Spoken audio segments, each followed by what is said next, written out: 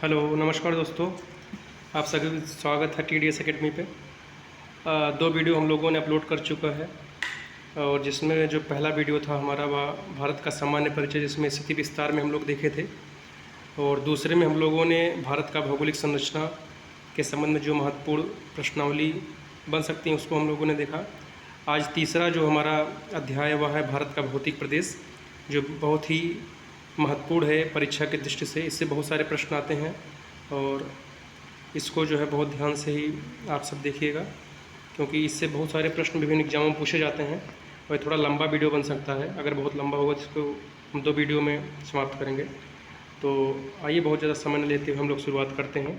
भारत का भौतिक प्रदेश, ये परीक्षा वाणी का जो हम लोग सीरीज शुरू कर रहे हैं, उसी के तीसरा अध्याय जो भारत का भौतिक प्रदेश है उसी से हम लोग शुरुआत कर रहे हैं। तो आइए हम लोग प्रश्न देखते हैं। उत्तराखंड की भागीरथी, अलकनंदा, धौली एवं गौरी गंगा नदियों का उद्गम हिमालय के किस श्रेणी से हुआ है? ठीक है, पूछा जाता है कि जो उत्तराखंड की भागीरथी, अलकनंदा, धौली गंगा, गौरी गंगा, ये सब जो नदियां हैं, इनका जो है हिमालय की किस श्रेणी से होता है? तो ये बृहद और हिमालय श्रेणी से इनका उद्गम होता है। अगला प्रश्न हम लोग देखते हैं कि नंदा देवी किस राज्य में स्थित है? नंदा देवी एक चोटी है जो उत्तराखंड में स्थित है। और अगला प्रश्न है, भारत की सबसे ऊंची पर्वत चोटी केटू गाडविन ऑस्टिन किस पर्वत श्रृंखला में स्थित है? तो काराकोरम श्रेणी के पाक अधिकृत जो क्षेत्र है वहाँ पर स्थित है, जो भारत की सबसे ऊंची चोटी है और जो कि POK पाक अधिकृत क्षेत्र में स्थित है। अगला प्रश्न है, भारत में स्थित हिमालय की सबसे ऊंची चोटी कौन से? जो भारत में सबसे अधिक है वो कंचनजंगा है। अगर हम लोग देखें तो जो K2 है, गार्डन ऑस्टिन जिसे हम लोग कहते हैं, भारत की सबसे ऊंची चोटी है, लेकिन इस पर जो है भारत का जो है अधिकार नहीं, क्योंकि POK क्षेत्र में आता है। लेकिन जो भारत का वास्तव में जो सबसे ऊंची चोटी है वह कंचनजंगा है, जो सिक्किम में देखने को मिलता है। ठीक, आइए अगला प्रश्न हम लोग देखते हैं। अगला प्रश्न है, किस पर्वत श्रेणी को उच्च एशिया का मेरुदंड कहा जाता है? देखिए, प्रश्न बहुत सारे एग्जाम पूछा गया है। उच्च एशिया का जो मेरुदंड है वह काराकोरम श्रेणी है, जिसे हम उच्च एशिया का मेरुदंड कहते हैं। काराकोरम श्रेणी है, बृहद हिमालय का भाग है। अगला प्रश्न है, जो लद्दाख श्रृंखला है इसका सर्वोच्च पर्वत शिखर कौन सा है? तो रकापोसी है। ठीक है, अगर देखते हैं हम हिमालय का जो विभाजन होता है, तो हिमालय को जो है नॉर्थ और साउथ में जो है इसका विभाजन करते हैं, फिर उसका ईस्ट टू वेस्ट विभाजन करते हैं। ठीक है, east to west to east जो है विभाजन करते हैं हिमालय का। ठीक है, तो इस तरह देखते हैं कि बृहद हिमालय, लघु हिमालय है ना, शिवालिक हिमालय है ना। अगर इसका हम जो है विस्तृत विभाजन करते हैं तो काराकोरम, लद्दाख, जास्कर, पीर पंजाल, धौलाधर, शिवालिक, तो इस तरह जो है नॉर्थ और साउथ इसका डिवीजन कभी कभी क्रम पूछ लिया जाता है, उत्तर दक्षिण जो है, इसको हमें याद रखना है। तो वही कह रहा है कि जो उच्च एशिया का मेरुदंड है कौन? काराकोरम श्रेणी है। लद्दाख श्रृंखला जो है उसकी सर्वोच्च शिखर कौन सी है? तो रकापोशी है। सचर जोन किसको अलग करती है? सचर जोन ट्रांस और बृहद हिमालय को। ठीक है, जो ट्रांस हिमालय है, फिर बृहद है, फिर उसके बाद लघु है, फिर शिवालिक है। ठीक है, तो ट्रांस और बृहद हिमालय को सचर जोन अलग करता है। ठीक है, सचर जोन है हमारा। तिब्बत में ब्रह्मपुत्र नदी को किस नाम से जाना जाता है? ठीक है, तो तिब्बत में ब्रह्मपुत्र नदी को सांगपो कहा जाता है। तो अगला प्रश्न है, गंगोत्री हिमनद किस हिमालय में स्थित है? गंगोत्री हिमनद हमारा कुमायूं हिमालय में स्थित है, जो उत्तराखंड में है। ठीक है, अगला प्रश्न है, नाथुला और जेलेपला दर्रा किस प्रदेश में स्थित है? तो यह सिक्किम में है। नाथुला जेलेपला दर्रा हमारा सिक्किम में स्थित है। ये जितने भी प्रश्न यहाँ पर हैं ये बहुत ही इम्पोर्टेंट है परीक्षा की दृष्टि से, तो कृपया आप लोग इसको बहुत ही अच्छे से देखिएगा, रिवीजन करिएगा कई बार वीडियो को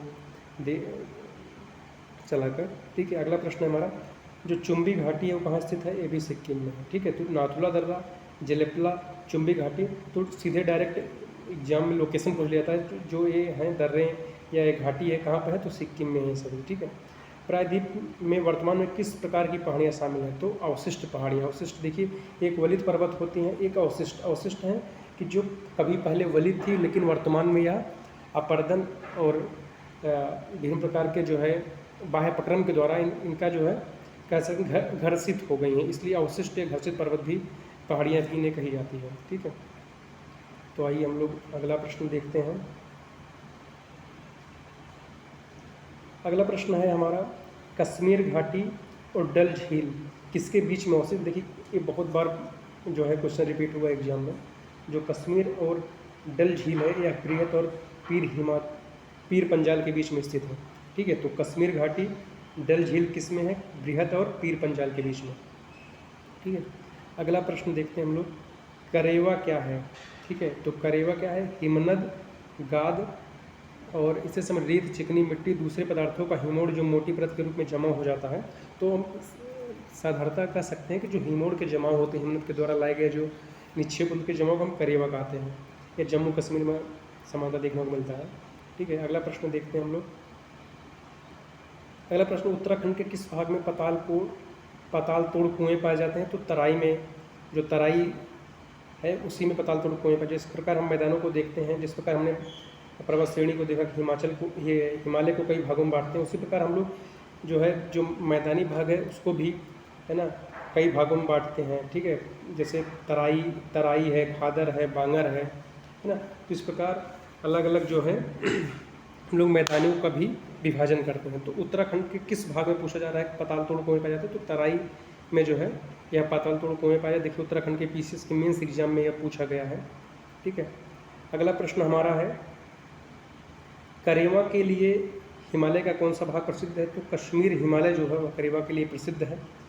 केसर और ज़ाफ़रान की खेती किस पर की जाती है। तो करेवा के मैदान पर की जाती है। ठीक है, अगला प्रश्न है, वैष्णो देवी, अमरनाथ गुफा, चरार शरीफ किस हिमालय में स्थित है। तो ये कश्मीर हिमालय में स्थित है। ठीक है, तो वैष्णो देवी, अमरनाथ गुफा, चरार, ये सब लोकेशन डायरेक्ट पूछ लिया गया है कि किस हिमालय में। तो है कश्मीर हिमालय में स्थित है। ठीक है, अगला प्रश्न है, कश्मीर की घाटी उत्तरी और दक्षिणी सीमा किन श्रेणियों द्वारा निर्धारित होती है। तो जास्कर है और पीर पंजाल की श्रेणियों के द्वारा जो है इसकी उत्तरी और दक्षिणी सीमा का निर्धारण होता है। तो कश्मीर घाटी की उत्तरी और दक्षिणी सीमा जो है जास्कर और पीर पंजाल श्रेणियों के द्वारा निर्धारित होती है। अगला प्रश्न है, काली नदी किसकी सहायक नदी है। तो यह घाघरा की सहायक नदी है। ठीक है, तो काली किसकी सहायक नदी है, घाघरा की सहायक नदी है। फूलों की घाटी कहाँ स्थित है। तो फूलों की घाटी कहाँ पे है, कुमायूं हिमालय में स्थित है। ठीक है, आइए अगला प्रश्न हम लोग देखते हैं, श्लेष एवं वर्ण कृषि किस खेती के लिए प्रसिद्ध है। तो स्थानांतरित कृषि के लिए प्रसिद्ध है श्लेष और वर्ण कृषि। लोकटक झील किस घाटी में स्थित है। तो मणिपुर में। ये सब देखिए बहुत ही इंपॉर्टेंट प्रश्न हैं जो डायरेक्ट पूछे गए हैं एग्जाम में, तो इसलिए इसको आप लोग अच्छे से सुनिएगा। मोलेसिल बेसिन किस राज्य में स्थित है। तो मिजोरम में है। ठीक है, तो लोकटक झील मणिपुर में है। श्लेष और वर्ण कृषि को हम स्थानांतरित कृषि के नाम से जानते हैं। मोलेसिस बेसिन मिजोरम में है, स्थित है। ठीक है, अगला प्रश्न है, कंचनजंगा, मकालू, एवरेस्ट, अन्नपूर्णा, धौलागिर पर्वत शिखर का सही क्रम क्या है। तो ये पूर्व से पश्चिम की तरफ है। ठीक है, तो इधर से जो है सबसे कंचनजंगा है जो सिक्किम में है, फिर मकालू है, फिर एवरेस्ट है, फिर अन्नपूर्णा है, फिर धौलागिर है। ठीक है, तो कंचनजंगा और सिक्किम है, बाकी सब नेपाल में स्थित है। तो पूर्व पश्चिम क्रम है। ठीक है, तो पूर्व से पश्चिम जो क्रम है इनका। ठीक है, आइए अगला प्रश्न हम लोग देखते हैं। अगला प्रश्न है, पूर्वी हिमालय की तुलना में ट्री लाइन की ऊंचाई जो है, ऊंचाई का मान पश्चिम हिमालय में होता है तो कम होता है। ठीक है, जो पूर्वी हिमालय की तुलना में जो ट्री लाइन है उसकी ऊंचाई का मान पश्चिमी हिमालय में कम होता है। ऐसा क्यों होता है, क्योंकि वहाँ पे हाइट अधिक है। ठीक है, तो इसलिए जो है ट्री लाइन की जो ऊंचाई होती है वह कम देखने को मिलता है। ठीक, आइए अगला प्रश्न हम लोग देखते हैं। अगला प्रश्न है, सियाचिन का सबसे बड़ा ग्लेशियर। तो सियाचिन का सबसे बड़ा, हिमालय का सबसे बड़ा ग्लेशियर तो सियाचिन है। ठीक है, जो 76 किलोमीटर में विस्तारित है।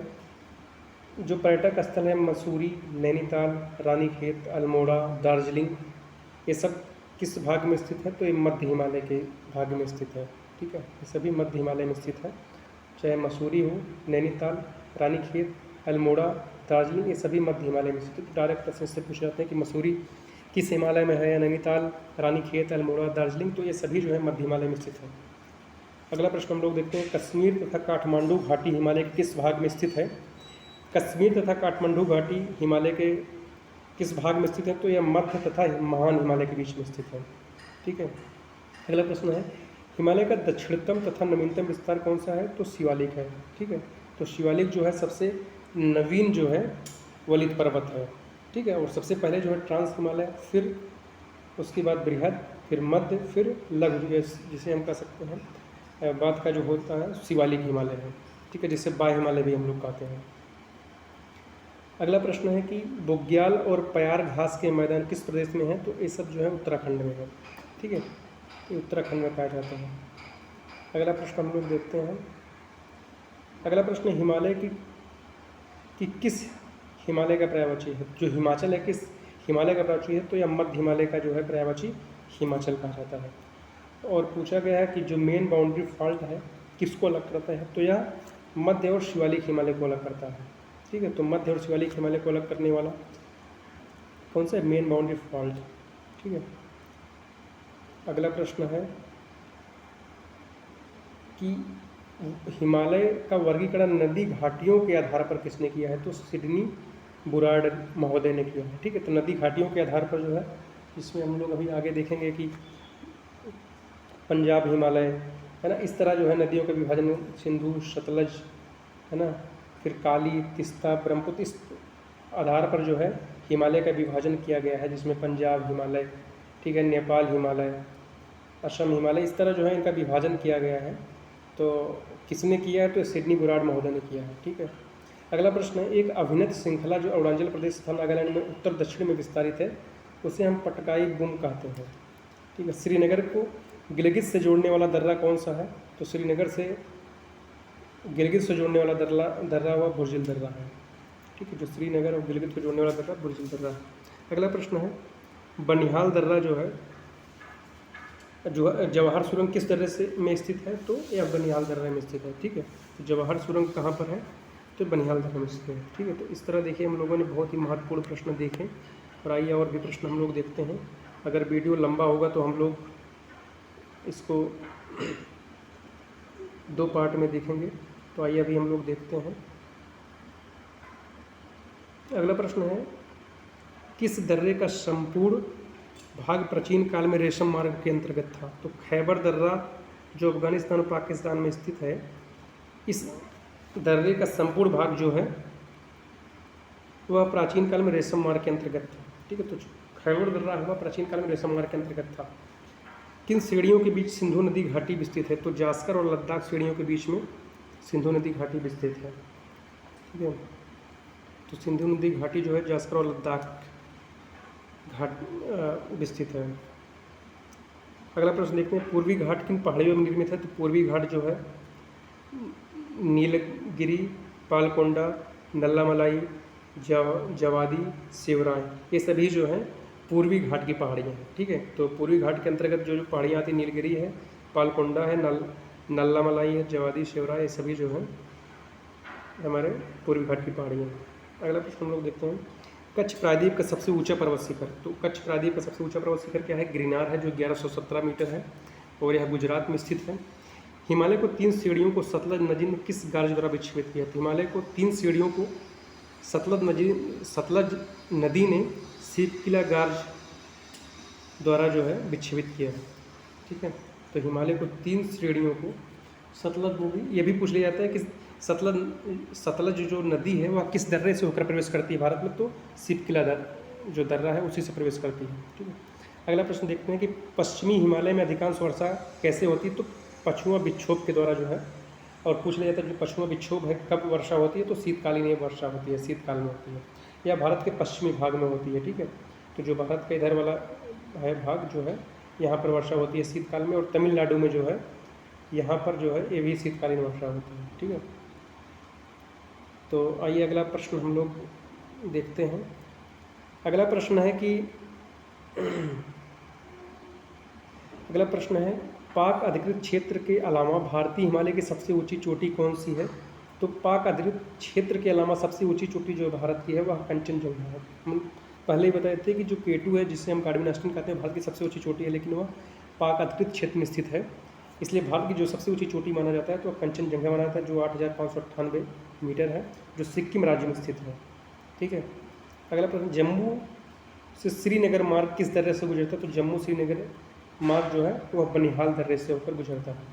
ठीक है, तो ये हमें ध्यान रखना चाहिए क्योंकि ये प्रश्न पूछा गया है कि बनिहाल दर्रे से होकर कौन सा मार्ग गुजरता है, तो जम्मू कश्मीर जो है, जम्मू से श्रीनगर जो मार्ग इसी से गुजरता है। अगला प्रश्न है, लेह को कुल्लू मनाली और केलांग से जोड़ता है, तो वह बड़ा लाचा दर्रा है जो हिमाचल प्रदेश में स्थित है। इसी से होकर जो है लेह को कुल्लू मनाली और केलांग से जोड़ता है बड़ा लाचा दर्रा। अगला प्रश्न हमारा है, सेवराय पहाड़ियाँ किस राज्य में स्थित है, तो सेवराय पहाड़ियाँ तमिलनाडु में स्थित है। अगला प्रश्न हमारा, काराकोरम श्रृंखला का प्राचीन क्या नाम है, यह कृष्णगिरी है। ठीक है, तो काराकोरम श्रृंखला का जो प्राचीन नाम है वो कृष्णगिरी है। अगला प्रश्न हम लोग देखते हैं, विश्व का सर्वोच्च पर्वत शिखर माउंट एवरेस्ट हिमालय के किस भाग में स्थित है, तो यह बृहद और नेपाल हिमालय में स्थित है। तो जो माउंट एवरेस्ट है, जो हिमालय की सबसे ऊंची चोटी है, यह बृहद और नेपाल हिमालय में स्थित है।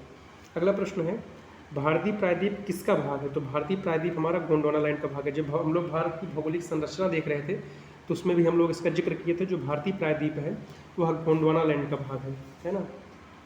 और पहले पूरा महाद्वीप एक भाग में एक रूप में संलग्न थे जिसे हम लोग पेंजे कहते थे, और इसके चारों तरफ जल था जिसे पैंथालासा कहते हैं। बाद में इसका विभाजन हुआ, जिसे नॉर्थ में है इसको अंगारा लैंड और साउथ को हम लोग गोंडवाना लैंड। तो जो हमारा भारतीय प्रायद्वीप है वो गोंडवाना लैंड का पार्ट है। ठीक है, अगला प्रश्न हम लोग देखते हैं, कुल्लू एवं स्पीति घाटी को जोड़ने वाला दर्रा कौन सा है, तो देवसा और रोहतांग जो दर्रा है वह कुल्लू एवं स्पीति घाटी को जोड़ने वाला दर्रा है। ठीक है, अगला प्रश्न हम लोग देखते हैं, कश्मीर घाटी और कारगिल का संपर्क किन दर्रों द्वारा स्थापित होता है, तो कश्मीर घाटी और कारगिल का संपर्क जो है पेंजिली और जोजिला दर्रों के द्वारा संपर्क स्थापित होता है। ठीक है, तो कश्मीर घाटी और कारगिल के बीच में जो है कौन सा दर्रा संपर्क जो है मार्ग स्थापित करता है, तो पेंजिली और जोजिला दर्रा है। ठीक है, अगला प्रश्न हम लोग देखते हैं, लद्दाख और तिब्बत के बीच में संपर्क संभव हो पाता है, तो चांगला, इमिला, लनकला, तस्कला दर्रा इत्यादि जो हैं, इन दर्रों के माध्यम से लद्दाख और तिब्बत के बीच में संपर्क मार्ग स्थापित होता है। ठीक है, अगला प्रश्न हम लोग देखते हैं कि जवाहर सुरंग का नाम जो है किस प्राकृतिक दर्रे को दिया गया है, तो जवाहर सुरंग जो है कहा जाता है बनिहाल दर्रे को। ठीक है, तो पूछ लिया था, जो बनिहाल दर्रा है इसको किस नाम से जाना जाता है, तो जवाहर सुरंग के नाम से जाना जाता है। अगला प्रश्न हमारा है, हिमालय प्रदेश में स्थित प्रमुख दर्रे कौन कौन से हैं, तो हिमाचल प्रदेश में सिरकिला है, रोहतांग है, बड़ा लाचा। तो इनका लोकेशन हमें याद रखना चाहिए, जितने भी दर्रे हैं किन किन क्षेत्रों या स्थानों को जोड़ते हैं। इसको हमें जब हम दर्रा पढ़ रहे हों तो हमें किन किन बातों को ध्यान रखना चाहिए। पहले तो लोकेशन इनका किस राज्य में है, फिर किन पर्वत श्रेणियों पर है, उसके बाद देखना चाहिए किन के बीच में एक दर्रा जो है जोड़ रहा है। ठीक है, तो इनके बीच में जोड़ रहा है, लोकेशन कहाँ है, किस पहाड़ी पर है और किस पर्वत श्रेणी पर है। तो दर्रों को पढ़ते समय इन बातों का हमें ध्यान रखना चाहिए। आइए अगला प्रश्न हम लोग देखते हैं,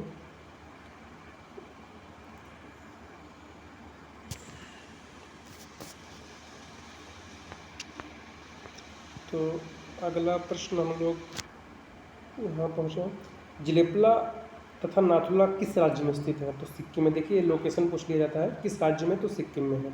ठीक है, कभी पूछ लिया जाएगा किस पहाड़ी पर है, तो भी हमें ध्यान रखना चाहिए, या किन के बीच में जोड़ते हैं ये भी हमें ध्यान रखना चाहिए। पूछ लेगा जिलेपला नाथुला किसके बीच में जो है संबंध स्थापित करती हैं, किन दो स्थानों को जोड़ती हैं, कहाँ पर स्थित है, तो इस सब बातों को हमें ध्यान रखना चाहिए पढ़ते टाइम। यांग्याप दीफू बोमडिला दर्रा किस राज्य में अवस्थित है, तो अरुणाचल प्रदेश में स्थित है। ठीक है, तो यांग्याप दीपू बोमडिला ये सब दर्रे हैं, सब अरुणाचल प्रदेश में स्थित है। देखिए लोकेशन बेस्ड क्वेश्चन पूछा गया है। अगला जो प्रश्न हमारा है, उत्तराखंड राज्य के प्रमुख दर्रे हैं, तो माना है, नीति है, माना, नीति और लिपुलेख। ठीक है, ये जो दर्रे हैं ये सभी उत्तराखंड के दर्रे हैं। अगला प्रश्न है, किंगरी विंगरी कहाँ और क्या है, किंगरी विंगरी जो है या उत्तराखंड के चमोली जिले में अवस्थित एक दर्रा है। ठीक है, तो पूछ लिया था किंगरी विंगरी क्या है, तो एक प्रकार का दर्रा है जो कहाँ है, उत्तराखंड के चमोली जिले में अवस्थित है। अगला प्रश्न हमारा है, मिलाम जो हिमनद है कहाँ अवस्थित है, तो उत्तराखंड के हुमायूं क्षेत्र में स्थित है। ठीक है, अगला प्रश्न हमारा है, अगला प्रश्न है कि उत्तराखंड को तिब्बत एवं मानसरोवर से जोड़ने वाले दर्रों का नाम बताइए। तो उत्तराखंड को तिब्बत एवं मानसरोवर से जोड़ने वाली जो दर्रा है हमारे माना है। नीति अभी हम लोगों ने इसको देखा था, जो उत्तराखंड में है मोलिंगला और मांसाधुर, ये सभी दर्रा जो है उत्तराखंड को तिब्बत एवं मानसरोवर से जोड़ने वाली दर्रा है। ठीक है, अगला प्रश्न हम लोग देखते हैं। लहासा को संपर्क सिक्किम से जो है, लहासा जो है तिब्बत में और सिक्किम से किन दर्रों द्वारा सभी, जलेपला और नाथुला। तो अभी हमने बताया था कि जलेपला और नाथुला किन के बीच में संबंध है, किन क्षेत्रों को जोड़ती हैं, तो सिक्किम और लहासा जो तिब्बत में स्थित जोड़ती हैं। ठीक है, अगला प्रश्न हमारा है लहासा का संपर्क अरुणाचल प्रदेश के किन दर्रों से। तो बोमडीला जो दर्रा है वह अरुणाचल प्रदेश में स्थित है, इनके बीच में वह संबंध स्थापित करते हैं बोमडीला दर्रा। ठीक है, अगला प्रश्न हमारा है कि अरुणाचल प्रदेश और मांडले के बीच में आवागमन किन दर्रों के द्वारा संभव होता है। तो चौकान, दिहांग, दिफू, लिखापानी, पांगसान दर्रा, ये जो दर्रे हैं सभी ये अरुणाचल प्रदेश और म्यांमार के बीच में संपर्क स्थापित करते हैं। ठीक है, तो हमें ध्यान रखना चाहिए चौकान, दिहांग, दिफू, लिखापानी, पांगसान दर्रा। तो ये सभी प्रश्न ऐसे भी पूछे जाते हैं कि ये जो दर्रे हैं किन के बीच में संबंध स्थापित करते हैं, किन दो देशों के बीच में, किन दो राज्यों के बीच में अवस्थित है, ये भी ऐसा भी प्रश्न पूछा जाता है, तो हमें ध्यान रखना चाहिए। अगला प्रश्न है म्यांमार अंडमान के बीच अंडमान सागर के बेसिन का निर्माण किस काल में हुआ। ठीक है, तो म्यांमार और अंडमान के बीच अंडमान सागर के बेसिन का निर्माण तो क्रिटेशियस काल में जो है अंडमान सागर के बेसिन का निर्माण हुआ जो है।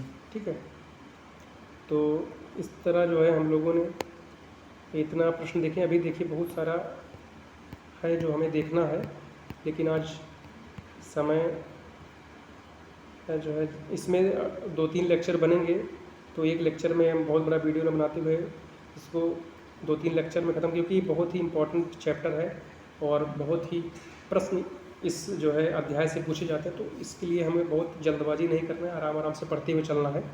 तो आने वाले वीडियो में हम लोग इसको 2-3 लेक्चर में समाप्त करेंगे। ठीक है, तो अगर आप लोगों को ये सीरीज हमें अच्छी लग रही हो तो आप लोग लाइक करिए, शेयर करिए, सब्सक्राइब करिए और इसी तरह आप सभी मोटिवेट करते रहिए। बहुत बहुत धन्यवाद।